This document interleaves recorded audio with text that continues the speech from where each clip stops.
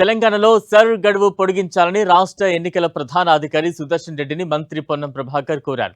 సీఈఓను కలిసిన వారిలో మంత్రి పొన్నంతో పాటు ఎమ్మెల్సీలు అద్దంకి దయాకర్, బల్మూరు వెంకట్, ఎమ్మెల్యేలు శ్రీ గణేష్, నవీన్ యాదవ్, డీసీసీ ప్రెసిడెంట్లు దీపక్ జాన్, మోతార్ Rohit, Rajesh, TPCC election commission coordinator committee chairman, ఇతర ముఖ్య నేతలు ఉన్నారు. హైదరాబాద్లో ఎస్ఐఆర్ ప్రక్రియ నత్తనడకన సాగుతోందని, రాష్ట్రంలో అర్హత కలిగిన ఒక్క ఓటు కూడా తీసివేయొద్దని ఈ సందర్భంగా రాష్ట్ర ఎన్నికల ప్రధానాధికారి సుదర్శన్ రెడ్డిని కోరారు మంత్రి పొన్నం ప్రభాకర్. హైదరాబాద్ జిల్లాలో సగటున 21% ఓటరు సవరణ ప్రక్రియ పూర్తయిందని, ఇంకా 10 రోజుల సమయం మాత్రమే ఉందని, గడువు తేదీని పొడిగించాలని కోరినట్లు మంత్రి పొన్నం తెలిపారు. హైదరాబాద్ కేంద్రంగా 4500 పోలింగ్ స్టేషన్లు ఉన్నాయని, అర్బన్లో ఓటర్ సవరణ సరిగా జరగడం లేదన్నారు.